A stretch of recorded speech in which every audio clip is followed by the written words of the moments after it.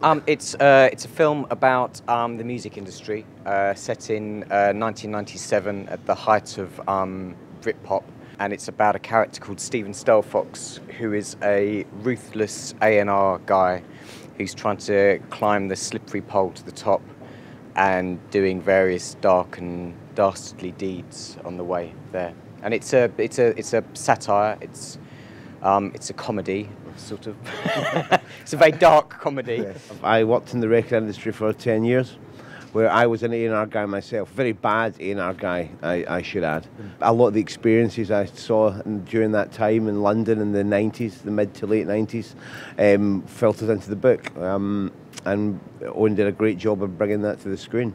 I often get accused of I turned down the chance to sing Coldplay and Muse amongst a couple other big ones. So yeah, not my. I'm much more successful as a writer. Let's put it that way.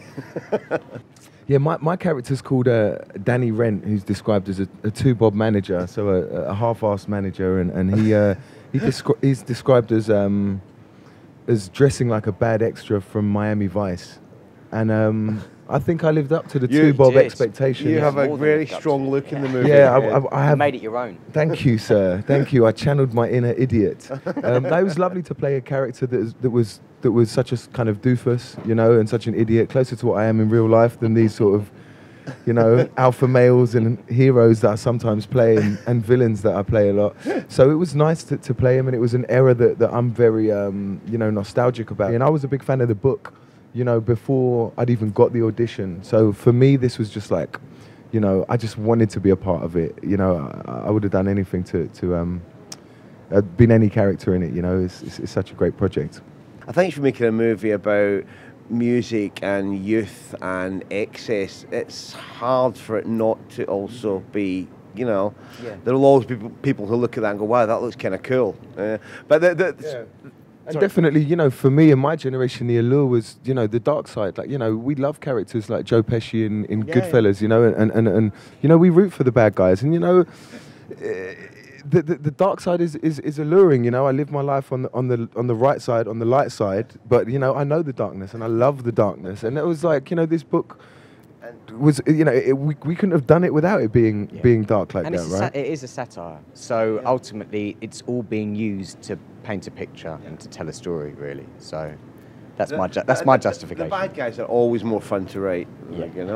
Happiness writes white.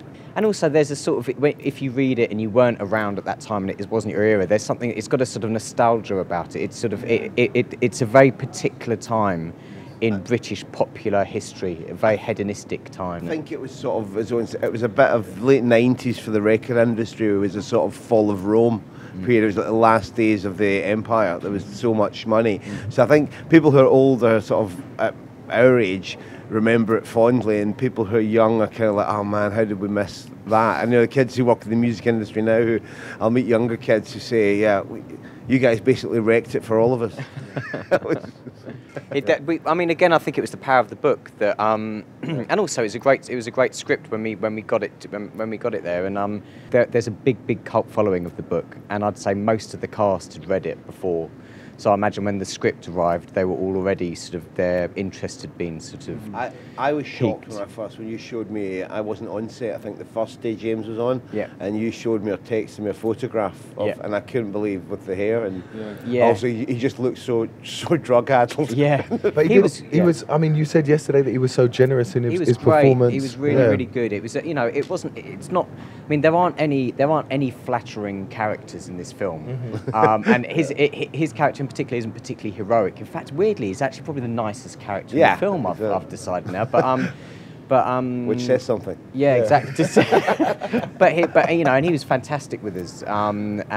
But they all were. I mean, everyone came in and really wanted to sort of knock it out the park, and it was a lot of fun to make. And it was, to have such a sort of young, energetic sort of crop of British talent was, great for the film and very exciting to work with.